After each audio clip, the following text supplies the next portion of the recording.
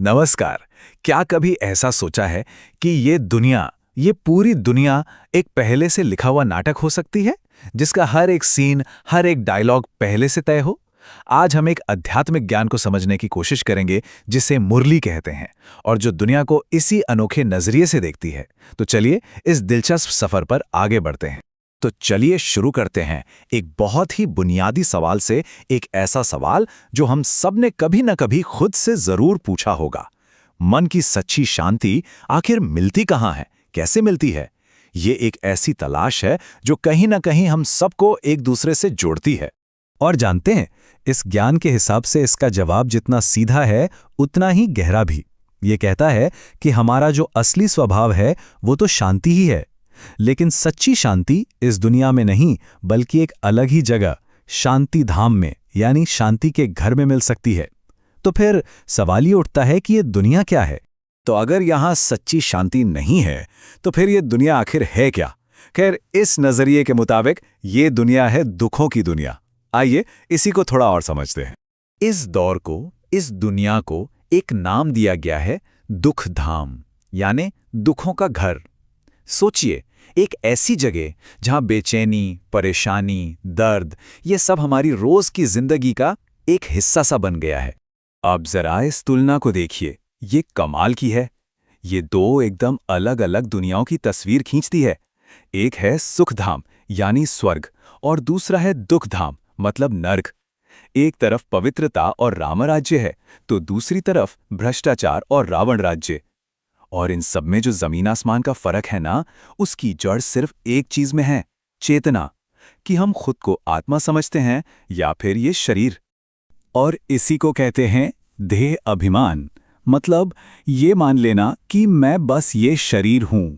इस ज्ञान के मुताबिक यही वो एक सोच है जो सारे दुखों की, सारी बुराइयों की जड़ है। जैसे ही ये भाव आता है, इंसान दुखों के जाल में फंसता चला जाता है। और पता है, ये देह अभिमान या कह लें कि अहंकार, ये अकेला नहीं आता। ये अपने साथ बाकी 4 बड़े विकारों को भी ले आता है: काम, क्रोध, लोभ और मोह। और इस नजरिए से देखें तो यही वो चीजें हैं जो आज की दुनिया यानी कि रावण राज्य को चला रही हैं। लेकिन सवाल ये उठता है कि क्या ये दुनिया हमेशा से ही ऐसी थी, दुखों से भरी हुई? जी नहीं, इस ज्ञान के हिसाब से बिल्कुल नहीं। एक समय था जब यही धरती सुख का सागर हुआ करती थी। कहा जाता है कि भारत ही कभी सुखधाम था, मतलब स्वर्ग। एक ऐसा सुनहरा दौर, एक गोल्डन एज, जहां सिर्फ और सिर्फ शांति थी, पवित्रता थी, खुशियां थी। दुख का तो नामो निशान तक नहीं था। और इस सुनहरे दौर में लोग देह अभिमानी नहीं, बल्कि ठीक इसके उलट देही अभिमानी थे। मतलब वो ये जानते थे, ये महसूस करते थे कि मैं एक आत्मा हूं और ये शरीर तो बस एक लिबास है। यही उनकी असलियत थी, उनकी नेचुरल स्टेट। तो फिर सवाल ये है कि इस दुख धाम से वापस सुखधाम तक का सफर कैसे तय होगा? कौन है जो ये रास्ता दिखाएगा? इस ज्ञान के अनुसार ये रास्ता दिखाने का ज्ञान सिर्फ एक ही सत्ता के पास है, जिन्हें बाप या परमपिता कहा गया है। ऐसा माना जाता है कि सिर्फ वही जानते हैं कि मानवता को वापस पवित्र कैसे बनाया जाए और स्वर्ग को फिर से कैसे स्थापित किया जाए। और इस बात पर जोर देने के लिए लेख से एक सीधी सी बात कही गई है: मनुष्य को सद्गति अर्थात मुक्ति, जीवन मुक्ति दे नहीं सकते। सबको सद्गति देने वाला एक ही बाप है। मतलब एक इंसान दूसरे इंसान को मुक्ति नहीं दिला सकता। तो ठीक है, रास्ता तो पता चल गया, लेकिन उस रास्ते पर चलना कैसे है? वो कौन से कदम हैं जो विकारों से निकालकर वापस गुणों की दुनिया में ले जाएंगे? चलिए अब ये देखते हैं। तो देखिए, पवित्रता के राह पर ये 4 मुख्य कदम बताए गए हैं।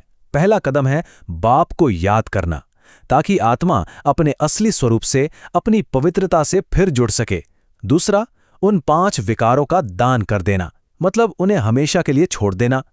तीसरा कदम है देही अभिमानी बनना, यानी कि खुद को शरीर के बजाय आत्मा समझना। और चौथा और आखिरी, इस पूरी दुनिया के खेल को एक पहले से तय नाटक की तरह समझना। और इसके लिए एक बहुत ही खूबसूरत बात कही गई है: दे दान तो छूटे ग्रहण। अब सवाल उठता है कि ये ग्रहण किस चीज का है? तो ये है उन 5 विकारों का ग्रहण, जिसने आत्मा की रोशनी को जैसे झक लिया है। और जैसे ही इन विकारों का दान किया जाता है, वो ग्रहण हट जाता है।